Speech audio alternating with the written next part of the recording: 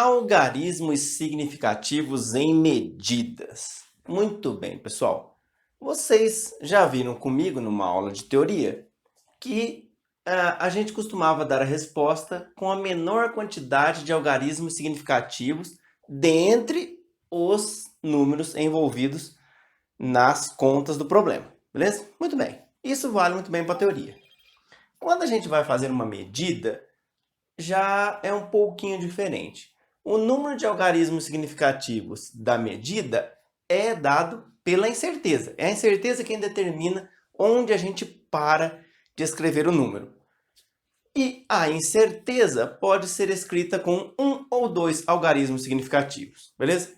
Essa regrinha aqui é uma regrinha que pode variar um pouquinho, tá? Existem experimentos, existem montagens experimentais que pode até nos dar mais algarismos significativos na sua incerteza. Costumeiramente, esses experimentos são muito caros, então, só para a gente saber que os nossos experimentos de laboratório, experimentos simples, experimentos de custo não muito elevado, costumam não ter a capacidade de nos dar tantos algarismos significativos numa incerteza. Beleza? Muito bem. Então, e aqui também há controvérsias, tá? Eu já ouvi pessoas que dizem que tem que ter um e eventualmente pode ter o segundo, principalmente se o primeiro dígito for baixo, né? Porque, por exemplo, quando eu digo mais ou menos 10, é muito diferente de mais ou menos 12. Enquanto que mais ou menos 9, 90 é muito parecido com mais ou menos 91. Tá? Então, quando o primeiro algarismo significativo é 1 ou 2, as pessoas dizem que tem que ter o segundo, ou outros dizem que pode ter o segundo. Tá? Outras pessoas dizem que quando é 3 ou mais, não pode ter o segundo. Outros dizem que pode ter o segundo. Enfim, há aí uma controvérsia. Eu costumeiramente, quando dou aula, digo para os meus estudantes que pode entregar os relatórios com incertezas tendo um ou dois algarismos significativos.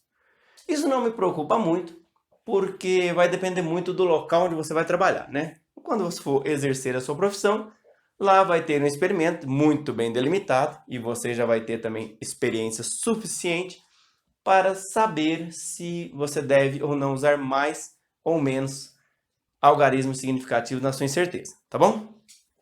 Mas, em geral, um ou dois. Agora, com certeza, a medida precisa ter a mesma quantidade de casas decimais que a incerteza. Beleza? Então, vamos lá. Uma régua me dá mais ou menos 0,05 centímetros. A medida tem que ter duas casas decimais, 18,05, 06, 07, 18,10, 1,12, ok? Não importa. O que eu sei é que aqui tem que ter duas casas decimais para combinar com a incerteza. Beleza?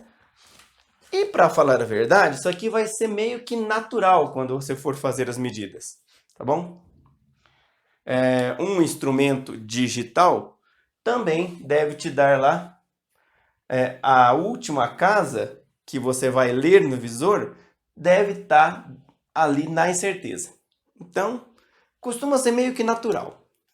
Porém, quando a sua incerteza vem de uma conta, você muitas vezes não sabe onde parar. Por exemplo, você faz uma conta e chega à conclusão que a sua incerteza é igual a mais ou menos raiz de 0,5. Beleza?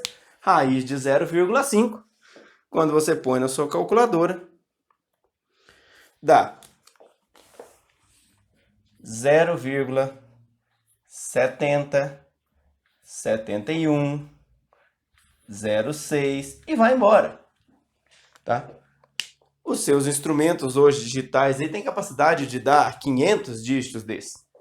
Então, você uma hora tem que parar. Não é porque a sua calculadora mostrou 9 dígitos que você precisa colocar 9 aqui, tá bom? E onde que a gente para? Normalmente a gente para no primeiro ou no segundo significativo. Então, aqui seria razoável nós darmos incerteza como 0,7 ou 0,71. Beleza? Posso parar no primeiro ou no segundo algarismo significativo. Beleza?